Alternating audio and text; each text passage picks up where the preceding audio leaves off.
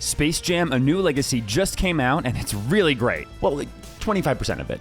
The part that's actually Space Jam is pretty great. Watching LeBron James chill and play basketball with the Looney Tunes was as much fun as everyone thought it would be, but 75% of the movie turned out to be an extended commercial for every Warner Brothers intellectual property there is. I look expensive! So let's go through some of the film's most shameless self-promotions and ask, can we have a skip ads option if WB does this again?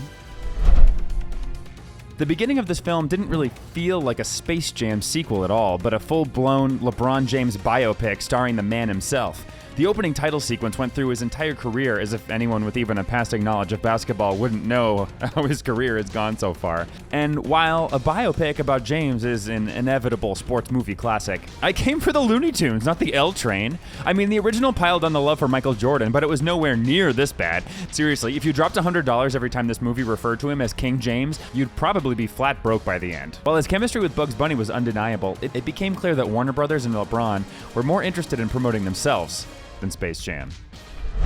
You could see that the film was going to take a rather shameless approach to the WB Hype Fest the first time we got a look at the Warner Brothers offices. When we see inside Sarah Silverman's workplace, there are posters for Aquaman and Joker hanging right behind her. Then when we see the WB lot, there were huge advertisements for Scoob, Teen Titans Go to the Movies, Tom and Jerry, The Matrix Revolutions, and several others in the background. While I can understand a kids movie hyping up other kids' cartoons, you've got to admit that it's weird how much this PG movie plugs R-rated movies like The Matrix, Joker, It, Mad Max, and especially A Clockwork Orange. I mean, did anyone think that one of the hideously evil droogs would be in the Space Jam sequel? That's about as far from kid-friendly as humanly possible. What's really tragic is that there was a scene at the Warner Brothers lot and they didn't even include a single reference to the Animaniacs. I mean, if you're going to force every single property associated with WB into a movie, why not include the one that is literally set in the lot? Yakko, Wacko, and Dot were probably very offended that they were the only cartoons in the entire universe not invited to the Space Jam 2 party.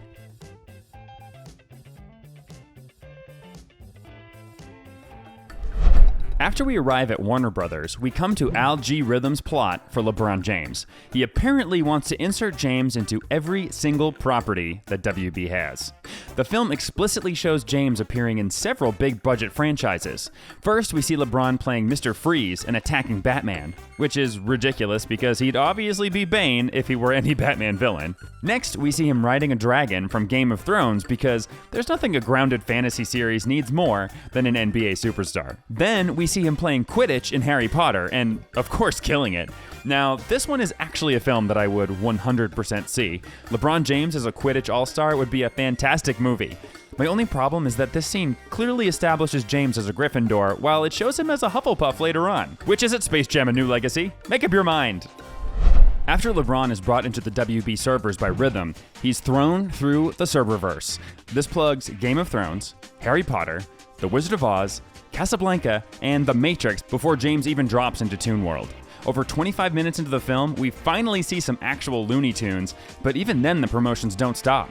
For starters, the second he falls onto the ground, the hole he makes is somehow a Nike symbol. Then, when he meets Bugs Bunny, we find out that while he's a cartoon, he still knows who LeBron is. Apparently, Bugs Bunny gets the TNT channel in his rabbit hole.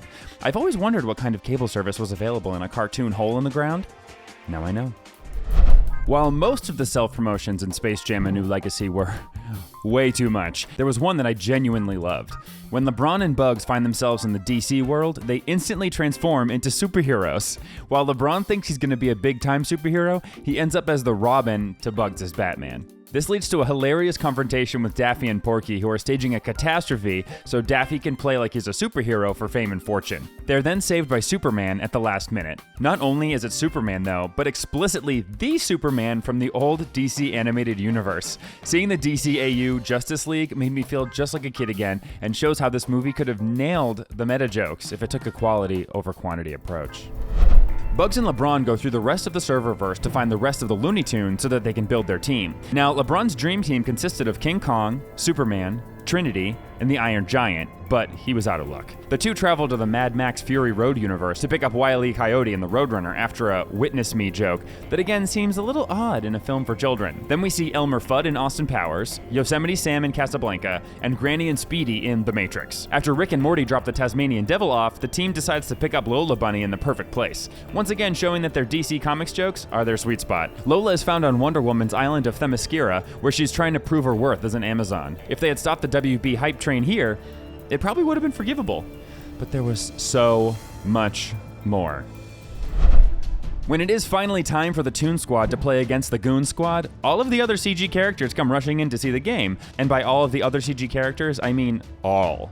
King Kong, the Iron Giant, the Scooby-Doo gang, Drogon from Game of Thrones, the Gremlins, and flying wizards from Harry Potter all rush in. What's really sad is that we get the first glimpse of the Hanna-Barbera pantheon of cartoon characters. We haven't seen the Flintstones, Yogi Bear, Mergilla Gorilla, the Space Ghost for a very long time. It's said that their first appearance in years is a Shameless cameo side by side with horror movie characters. Both the training sequences and the game itself prove that the movie can't go 5 minutes without making a movie reference. I mean, Granny even makes a reference to the famous shirts versus blouses scene from Chappelle's show. Game blouses! What? I do love the revelation that Granny is a huge Dave Chappelle fan, but it's kind of ridiculous. The game is full of references to The Matrix, the original Space Jam, Notorious B.I.G., and many, many more. Even the Monstars look sad about being in this scene.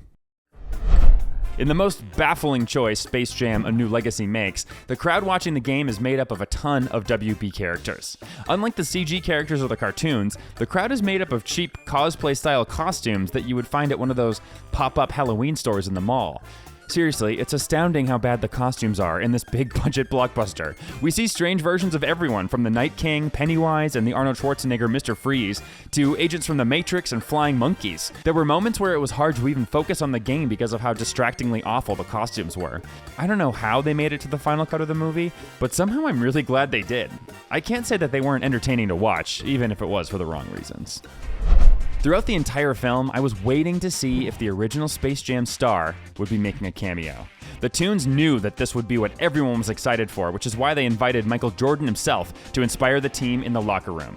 Of course, once he showed up, it was revealed that it wasn't the actual basketball player, but actually actor Michael B. Jordan. While I never have a problem seeing Adonis Creed in a movie, I have to admit I was disappointed. If that wasn't bad enough, Jordan decided to plug his old series Friday Night Lights by dropping in Clear Eyes, Full Hearts, Can't Lose before he left.